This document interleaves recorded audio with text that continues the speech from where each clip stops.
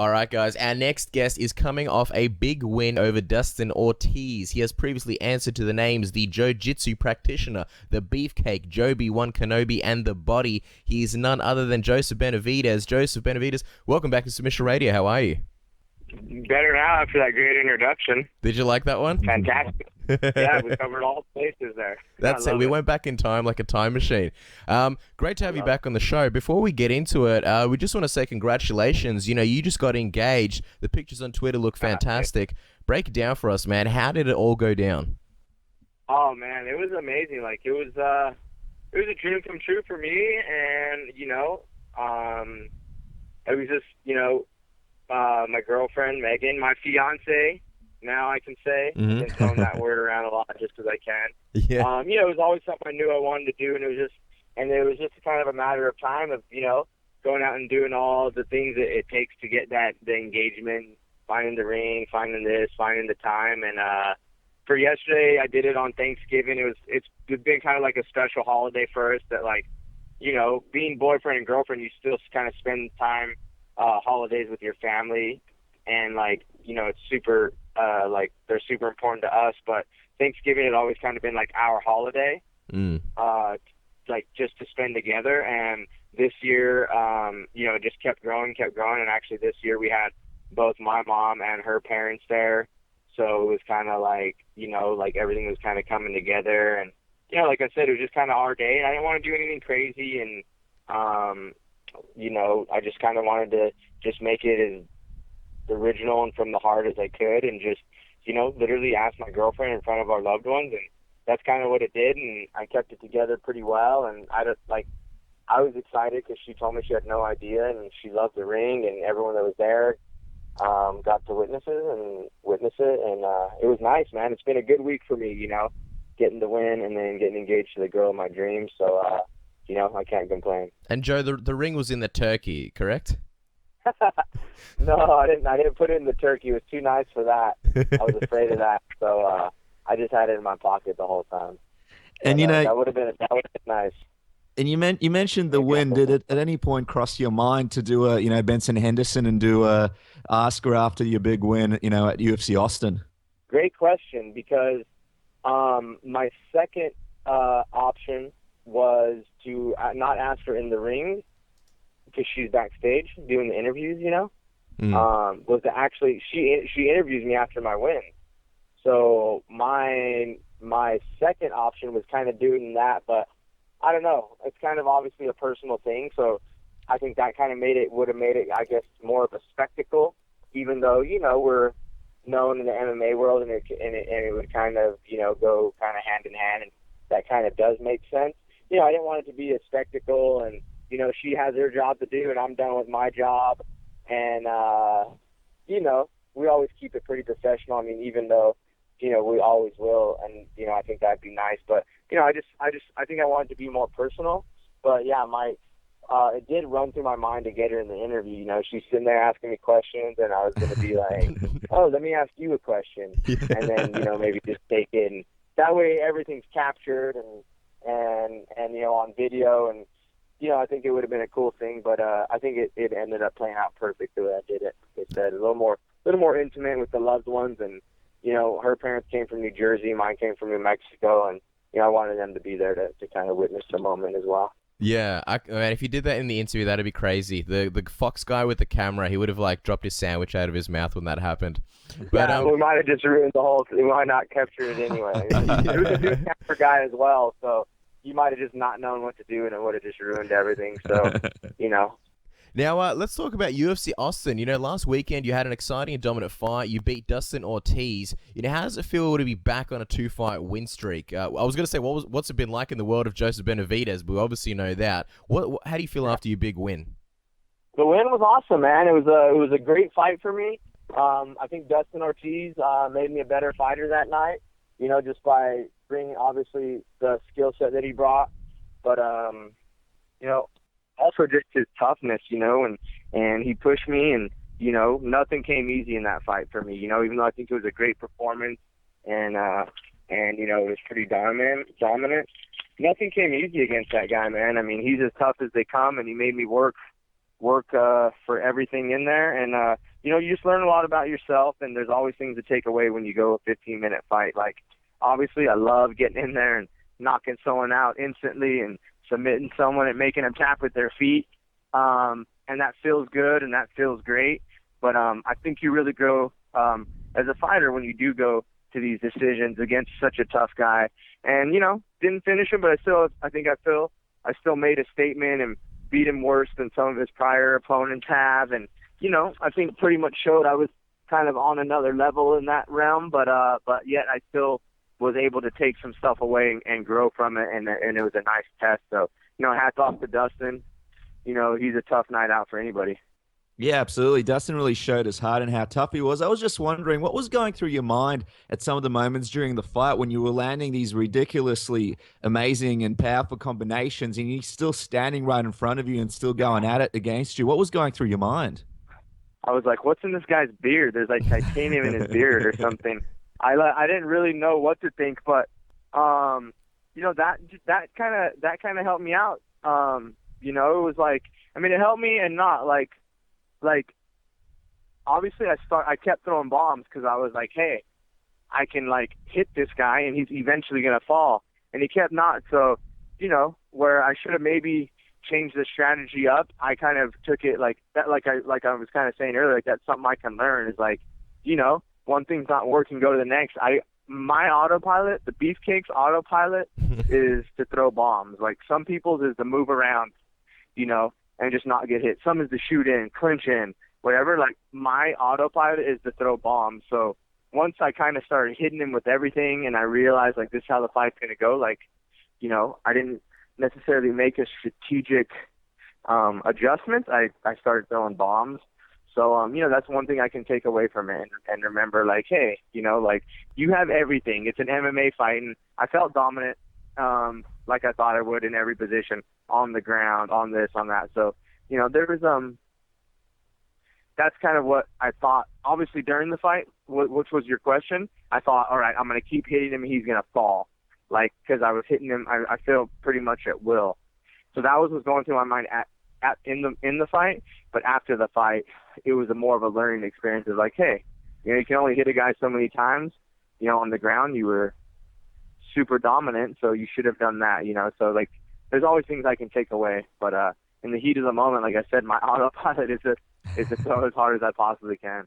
Yeah, and it definitely made for a really exciting fight. Dustin also landed a few big shots during the fight. Were there any times that you were seriously hurt, or at least more hurt than you let on? No, not at all, honestly. I remember going through the fight, and I had a cut on my eye and one on the top of my head. But I specifically remembered not getting. I remember getting touched, kind of like going in and him kind of throwing some stuff. But there wasn't any specific moment in the fight where I remember where I felt anything. You know what I mean? Like usually be like, all right, that was a good shot. Walk through it, whatever. That was nice. There wasn't honestly a specific strike or anything where I remember like, oh, all right, well, like he hits kind of hard or he's super strong. Like there was nothing. I didn't feel like I got hit with any real, even though you count significant strikes, whatever, just kind of landing. Like I didn't feel like I got hit with any significant strikes.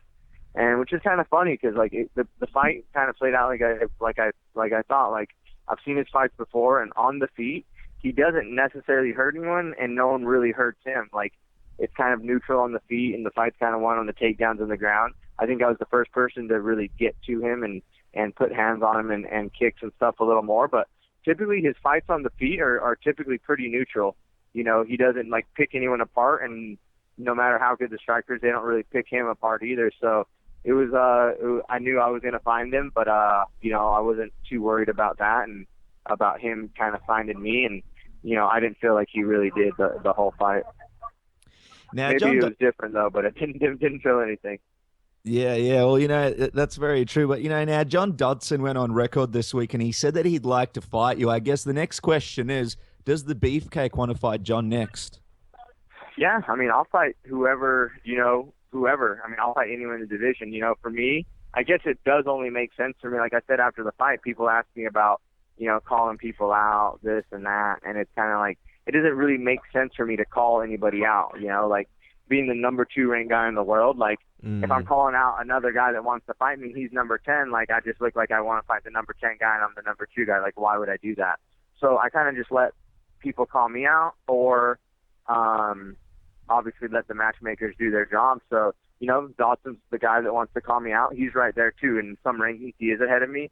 So he actually, aside from Demetrious, probably does make sense.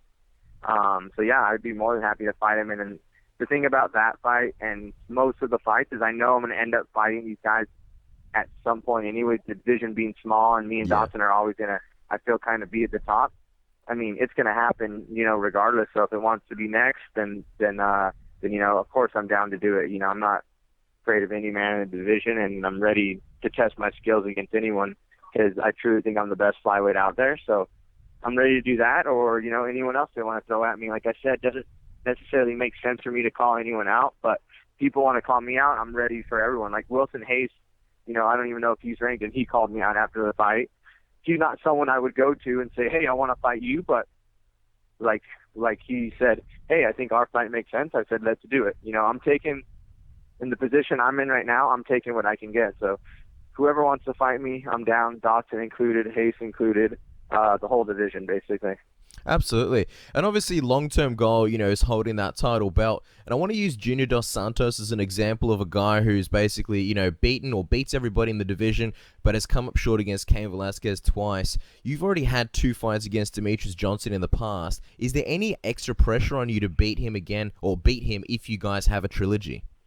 Oh, yeah, of course, man. I mean, there's just pressure just honestly to get there and to not lose again, so I get just that chance to fight him and prove, like, I have a whole nother battle before I get to him again, which is, holding off the rest of the division to make sure I get that fight to prove to myself and to everybody else that, I am better than I have shown in my 2 fights against the champion.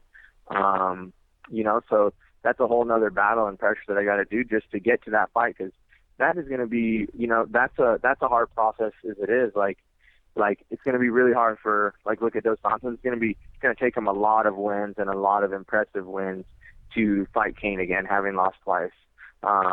Favors in that situation. It'd take him a lot of wins. Well, Brow's not the champion anymore, but if you know what I mean, it's really hard to get that third fight when you've lost to someone twice. So you basically got to go out there and wipe everything out. So, it's not something I can think of, but, I know what I have to do before I get there. I can't concentrate on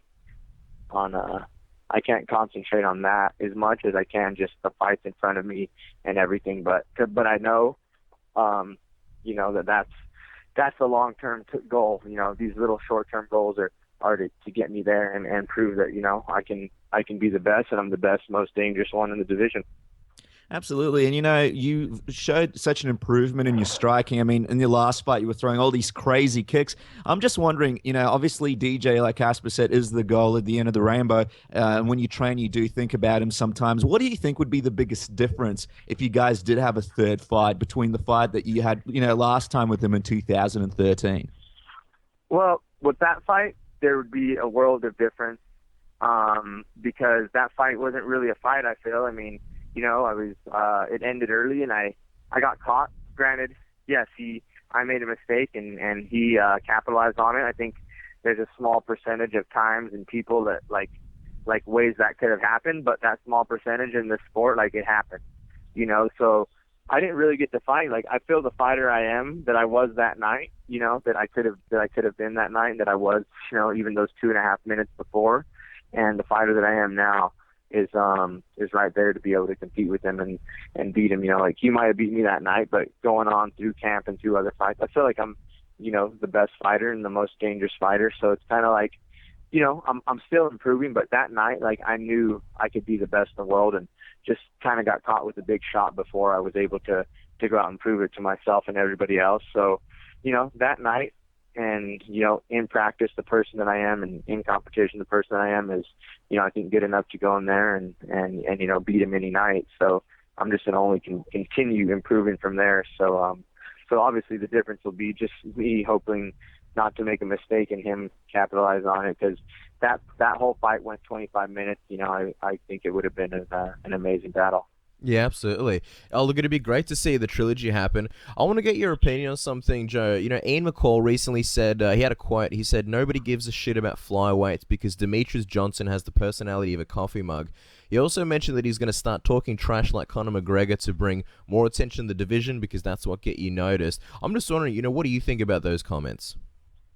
I think that's the stupidest thing pretty much ever. Like, for him to say that he's going to do that, like, if that's not you, then you're obviously forcing it and you're kind of doing it, for attention. So I feel like if someone's going to talk smack, like, you should just do it and not tell people I'm going to try to talk smack, because then it's obviously not genuine. But that doesn't surprise me coming from Uncle Creepy. He's kind of like one of those guys that pretty much does everything for attention, Mm. And, if you look at his fights, I mean, for one, Demetrius is a better fighter, and that's what this comes down to. He's a better fighter. He's beat everyone's division.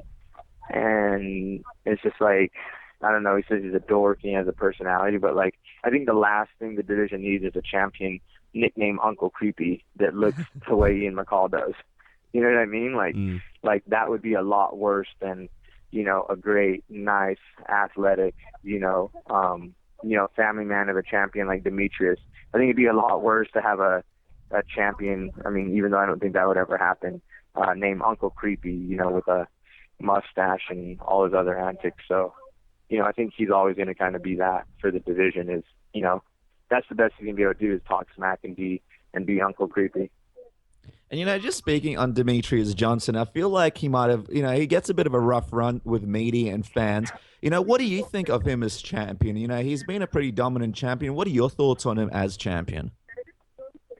Hey, he's a great champion. I mean, he's an amazing fighter. And, our first job is to be a fighter, and like I said, I think Ian McCall forgets about that. And some other people in the division do. But our first job is to be a fighter. Everything else is kind of icing on the cake. But your first job is to be the best fighter you can be. And then if you have a personality, if fans love you, if fans hate you, if you get attention, that's all icing on the top. You know what I mean? And Demetrius does his job, and that's kind of the person he is. He goes out there and he does his job, which is to fight. And, I think he has, another life as far as, his wife, kids, and everything. And, he concentrates on going out there and doing his job that night and living his life kind of the way that he wants to live it, outside of it, not really worrying about what the media is going to think, how much the fans are going to love him, because I think he's satisfied and the people around him that are important are probably satisfied. And, like I said, that'd be the icing on top if, hey, he was this great, personality and more interactive with his fans and more excited in the media. It'd be the icing on top. At the end of the day, he does what everyone else wants to do, and to be champion. I'm sure Ian McCall would trade in his mustache and his nickname for that world title belt. I know I would. I know Dotson would trade in his, laughing antics and his backflips to have that world title belt. So you can say, I guess what you want about him, but at the end of the day, like I just said, those guys would trade in their whatever so-called personalities to have the title belt. Absolutely. And, this might be a big hypothetical, but, assuming that you do become champion, as champion of the division, what would you do to bring more sort of popularity to the flyweight division? Dude, I mean, me, I'm like I just said, anything that you do that's not you is kind of forced, and that's not genuine, whether it brings attention or it's not. At the end of the day, what does it matter if that's not you anyway? You're faking people out to bring attention, or you're almost tricking them. At the end of the day, all you can really do is be yourself. And, that's what I would do. I'd continue to do what I always do. I think I'm very interactive with my fans. Yeah. And, I genuinely, care about them, and I love, having any conversation. I would continue to, make awesome tweets and inspiring tweets and funny tweets and just any tweets that people can relate to, and just continue to show the people that, hey, root for me, I'm, show people they can relate to me, and therefore, get behind them, build relationships with fans and media, and just the stuff I already do. Nothing would really change, as far as, bringing the fans. And like I said, the most important part is to go out there and hang your balls out there every time you fight, every night, leave it all out there and pour your heart out in that ring. So that's something I'm going to do regardless, champion or not. I'll continue to do that and put on amazing fights and put my heart and soul out there. But, outside of the octagon, like, I would just continue to be myself, and if that's good enough, it's good enough. If it's not, it's not. That's kind of the way you got to take it, like,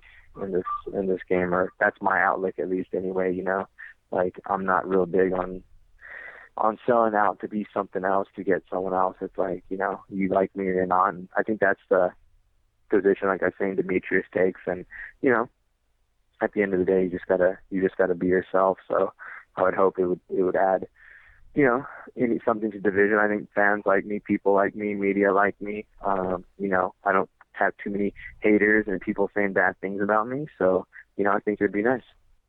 And, it's funny that you mentioned your Twitter, because it's time for the tap out round. Me and Casper were talking before the interview. We actually think that you're genuinely one of the funniest guys on Twitter and have one of the best feeds. And everybody needs to follow you at Jiu-Jitsu, by the way, because there is some hidden gold, hidden classic. There is some hidden classic gold. I appreciate that. Buried in that because, Twitter like, that isn't I feel acknowledged. for a while I was, like, definitely, like, pound for pound best tweeter in the game. And all I had was Twitter.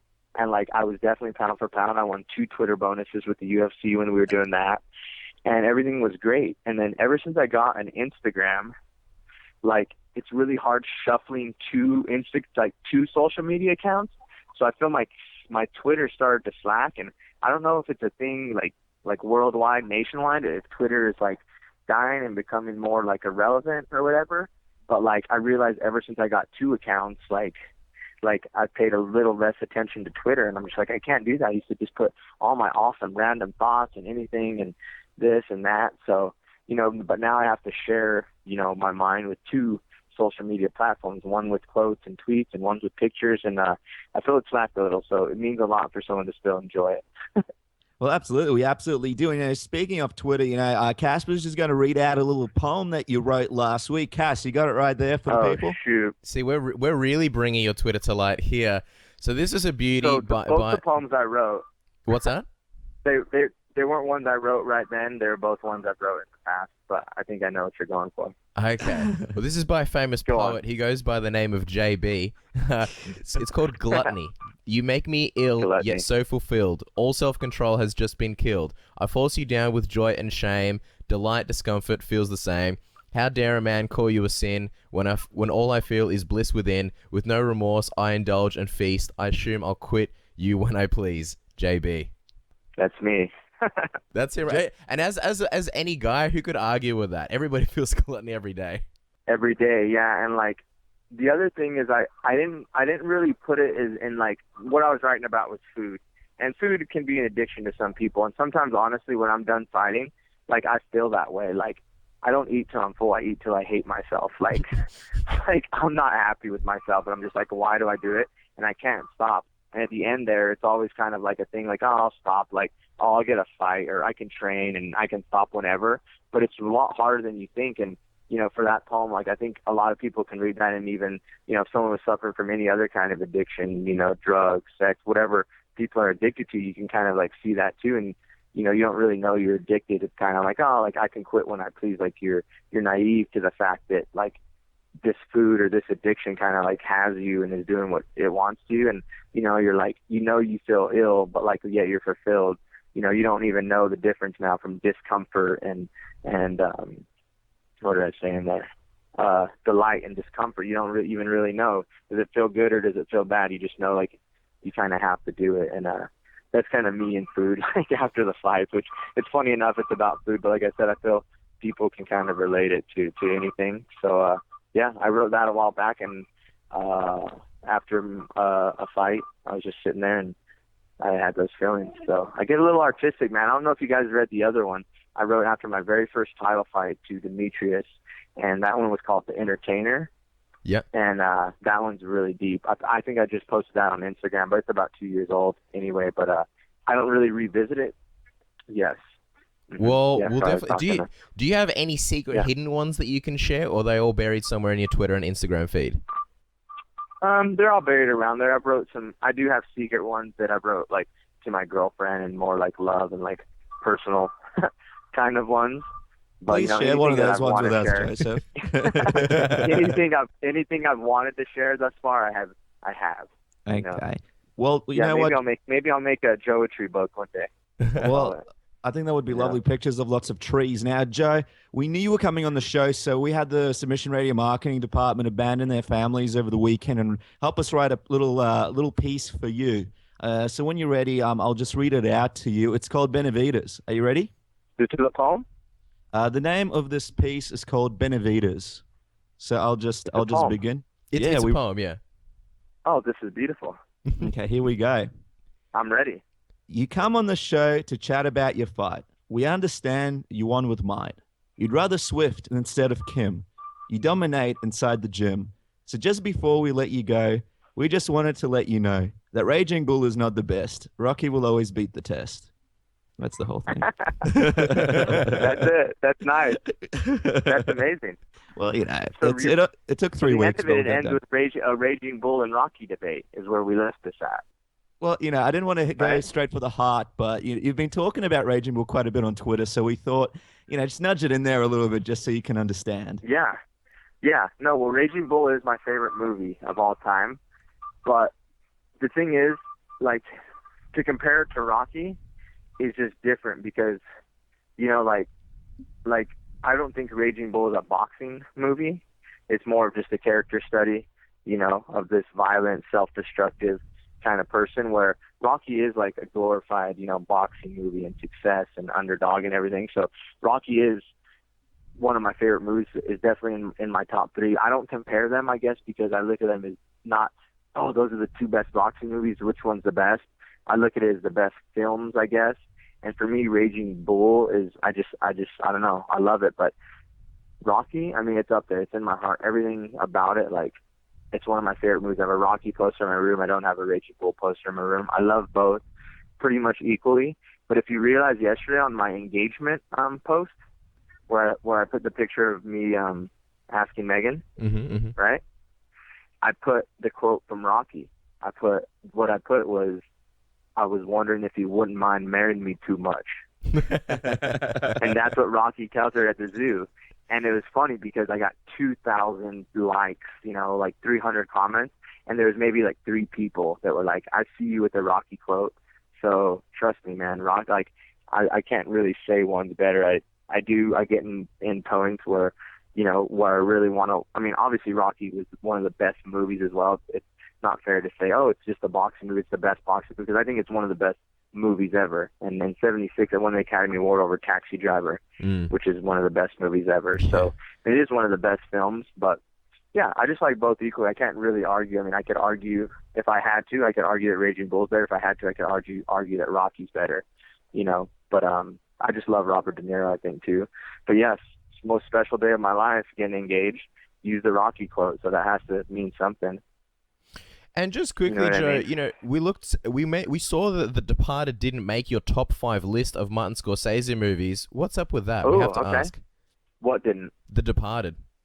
I don't love The Departed. I like it a lot, and I do like it a lot. For me, I am more of like a character study, like strong character, strong acting. Obviously, the movie had great acting. It was a great movie, and it was his first Academy Award, which I think he's had better movies. But for me, I'm a like an obsessive like rewatcher. Like I like a movie. Like movies mean a lot to me when I can rewatch it and I can keep just studying the character and studying like the story. Where with The Departed, it's an amazing movie. When we watch it the first time, you're blown away. But after that, like I like to watch movies like 10 times in a week. So like once you watch The Departed, the rewatching of it is kind of gone where it doesn't rely on the twist. It's obviously a great movie all the way through, but when you know the twist and kind of what happens and how it ends, you don't necessarily need to watch it again. Like the first time it blows you away, and then you're kind of just like, kind of like how it's going to go down and what's going to kind of like come to the climax. Where movies without that twist, I feel like you can continue to rewatch and gain stuff from it, and that's just the kind of movies I like. But like once again, you can't argue that it's not its top 5 movies. It was his first, best picture, best director nod, and the majority of the world put it in their top 5. I just wasn't one of them, like, for those reasons. So, but yeah, I mean, I respect it, obviously. The thing about those lists too, people can say, like, that I was doing, people can say, like, oh, how was that? How'd you not put this or how'd you not put that? But it was a personal favorite list, so I couldn't tell anybody, like, hey, why would you put that? Because that was their favorite, then no one could tell me that. You know what I mean? Because everyone had their reasons. But just so you know, that's my reason. As you can see, I'm very passionate about movies. All right, all is forgiven now, Joe. Now that you've explained it, all is forgiven. The Beefcake takes his personal list seriously. You see where I'm coming from as well? Oh, absolutely, yeah. Like, if you love to rewatch movies, like, you don't watch The Departed like a fourth time and enjoy it as much as you do the fourth. Whereas a movie like Raging Bull, like, or another one, you keep catching the little things because it's not relying on this twist. And, like, maybe the fifth time you watch it, you like it more than the first time you watch it. The third time you watch it, you like it more. Whereas The Departed, it'll stand the time for people to, like, go back and revisit and watch it. But, like, if you want to watch it like a fifth time, it's not going to do much for you. And, you But I know, love Joe, the movie. It's a great movie. Joe, on September 7th, you made a comment on your Twitter. You said, if you're thinking about watching the Saved by the Bell movie, just shit in your hands and clap instead. It will save you 2 hours. We're just wondering, give us the name of another movie that you'd just shit in your hands and clap over instead of watching that you've seen recently. Oh, that I've seen recently. Well, that's the thing. I'm kind of a movie snob, so I tend not to go watch and visit terrible movies. That one just happened to be a night at the house, and it was more like I knew it was just going to be a ridiculous just debacle of a movie. That's why I watch it. Like, I go into it knowing what like, it was like not awesomely good by any means, because there was nothing awesome about it, but you knew it was just going to be a ridiculous debacle. You know what I mean? So, but that was definitely one of them. Other than that, I don't really know, man. Like I said, I'm kind of a movie snob, so movies that people might think are, like, gonna be super awesome, I would rather shit in my hands and clap. Like, all my roommates and everyone wants to go, oh, let's go watch Dumb and Dumber 2. My response, I'm like, I'd rather shit in my hands and clap. Like, that's gonna be awful. Like, the first one's cool. Or, like, any new crazy thing coming out. Like, I'm not, like, a big guy on watching, like, a Dracula remake or a Hercules or a crazy action, like Ninja Turtles. Had no desire to see that one, even though, they call us the Ninja Turtles and Dwayne Ludwig's obsessed with them and we're all ninjas and Ninja Turtles, and something I grew up on. Like, just stuff like that, like, kind of like blockbuster kind of stuff like that. I'm just, like, not into. So, but most people might be into them, but like I said, I'm kind of like a movie snob. So there's a lot of movies that most people might like that, yeah, I'd rather shit in my hands and clap than watch. Dennis is that guy. Out of our team, Dennis is that guy. He's the movie snob, so I totally understand where you're coming from. That's awesome. Before we let you go, we're gonna like disrespecting movies for what they are, but it's tough. Before we let you go, because I feel like we're chewing up your whole day, we are going to let you go in a second, but we got to play one more game with you, Joe, and that's Would You Rather. We played this last time. You seemed pretty into it, God. So we figured we'll get you some more examples, all right? So first one, right? Ariana Grande or Adriana Lima? Adriana Lima, by far. Ariana Grande is no-go for me. Really? Like, by far, Adriana Lima, yeah. She looks like she's 12, and she's just weird, and I don't know if she's talented, but talent is attractive to me. Even though Adriana Lima's not attractive, she's not known for being talented. She's known for being hot. So, Adriana Lima. See, I was going to say Ariana Grande, but the 12-year-old remark makes me feel really weird now, so... Right? Yeah. I've got a thing against Adriana as well. I think I'm on the same boat as you, Joe. I just don't like her either. Now, we've got the battle of the strange here. We've got Lord or Tori Spelling. Which one do you choose? I love bizarre individuals, so this is right up my alley. Even though I don't think either of them are hot, I like weird shit. But I think probably Lord, just because, once again, like, I like her artistically, I guess. Like, she's an artist, and, like, looks aside, this and that, like, there's something attractive about just, having a talent, I guess. Yeah. And, like, she's obviously, pretty talented. I'd probably go Lord as well, just because she may well be Randy Marsh from South Park, and he's pretty funny, so go Lord. Here's a question for you. We've got Lois from Family Guy or Leela from Futurama. Wait. Oh, Lois, all day. Yeah? Lois is a goddess. But how many times are you going to get a chance to be with a chick with one eye? You can always cover the eye. You can poke it out. So, I mean, there's more chances than you think around here. Oh, God, Blindfold them and they can have no eyes. You know what I mean? You're blowing our mind right now, Joseph. You're just blowing our mind. Yeah. Let's finish this off with the last one. This is the most difficult one. Ben Affleck or Matt Damon? Which one do you think? I'll start this one off by saying I like Matt Damon more, so I'd go with Matt Damon. I'm gonna go Matt Damon as well. I'm gonna be the odd one. I'm gonna go Ben Affleck. I had this thing. I like Ben Affleck's movies more than Matt Damon's. And I loved Runner, so I'm just gonna go Ben Affleck. Yeah.